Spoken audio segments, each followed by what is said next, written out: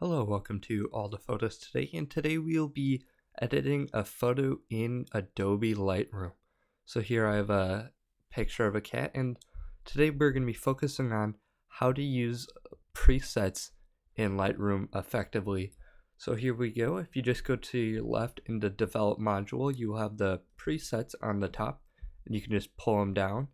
And then if for default Lightroom, you'll just have all the default Lightroom presets that come with the Adobe Lightroom, and there's tons of them. Some of them are really crappy, some of them are decent.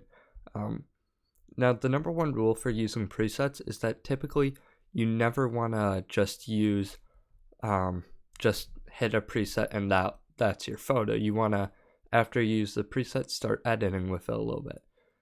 It's also really good if you can make your own presets, because that can increase your style, and you can edit many photos the same way very fast. So like if you're shooting wedding photos and you want to get the same style throughout all your photos, you can use presets as like a starting point or as like kind of a baseline edit, and yeah, just edit your photos really fast, and it can increase your workflow.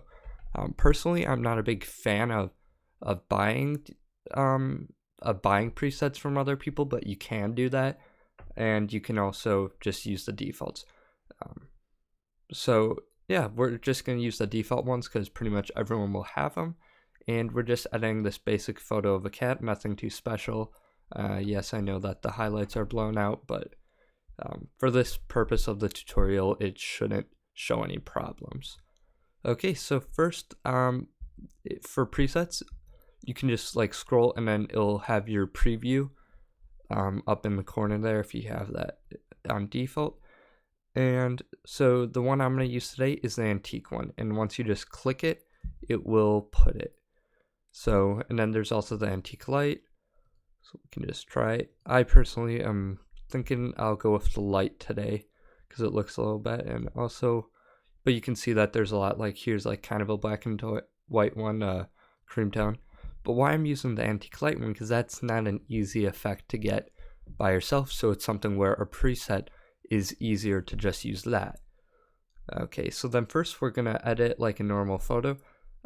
Just start off with the exposure, darken it up a bit. Okay, didn't really do too much to the exposure because there isn't much I want to do, because again the preset does mess with everything already, so we don't want to change it too much, but just a little bit to make it our own style. And temperature, play with that a little bit. Now I'm kind of seeing with this preset, it's almost like a black and white one, except of course it's not the black and white, it's more of like a sepia or antique look. Here. So as we saw in this preset, it took back the contrast, which is what we'd want for an antique. So I'm not going to mess with that too much. I did play with it a little bit, but for cat photos, I don't like the contrast going too high. Highlights is one I do think will need adjusting. Put down. There we go. Shadows, same thing. Again, it will depend on how your photo is shot. Usually if you have better lighting, not as much blown out area.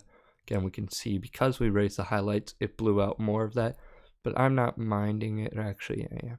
So there we'll go. Leave that on, try that.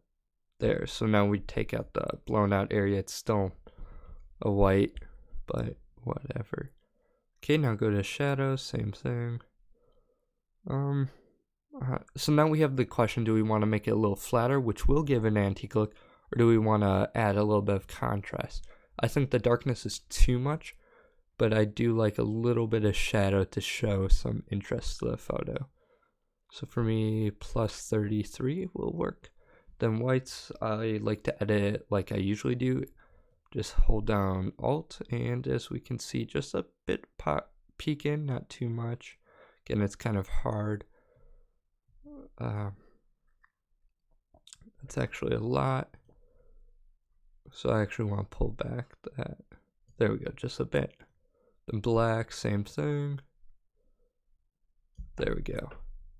And as we can see, the blacks definitely helped a lot in the photo. There is some warping in the window, but it's not bothering me too much because we have the focus on the cat.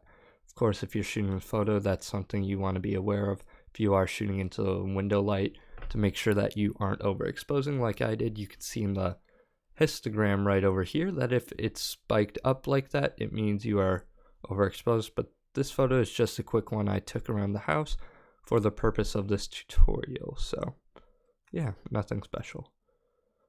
Then play with this. And of course, you can hit medium contrast, strong contrast, but for this cat photo, we don't really want to have too much contrast because I feel like it can sometimes not ruin the photo, but it can it gives a different effect that we don't necessarily want. Now, I'm not going to mess with all the colors because that's where a lot of the preset happens, so we don't want to play with that too much. Same with the tones. I do want to go to sharpening because this is even though this is an antique filter, I don't want it necessarily to look too antique. I like the sharp look in a photo, especially for the cat. I want a lot of the hairs showing. This is shot at ISO 1800, 9 crop, so we don't really need to boost the luminance. Of course, if you are shooting at high ISO and cropping, you might want to play around with that. Lens corrections, all good. So this is our final image, so we can go to the before and after. As you can see, not the best photo, but I do think the preset, as you can see, it did a good bit to it. Here we'll actually go to that, and here's what it would look like with just the preset. And actually that's not working. Yeah, and that's what we did. So subtle changes we did, but we definitely added a more modern touch to it, sharpened it up. Here we can actually, the eyes are kind of bothering me with this preset, so I'm going to go to a masking tool. Then I'm just going to do this very roughly.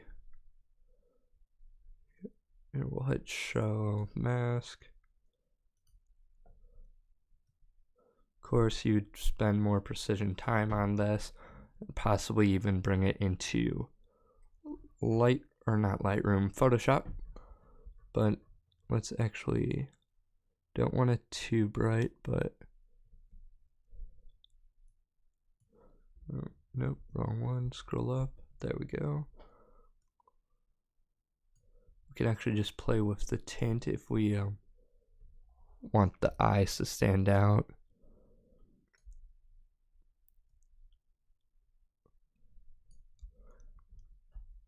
Possibly even a little bit of sharpening, but not too much.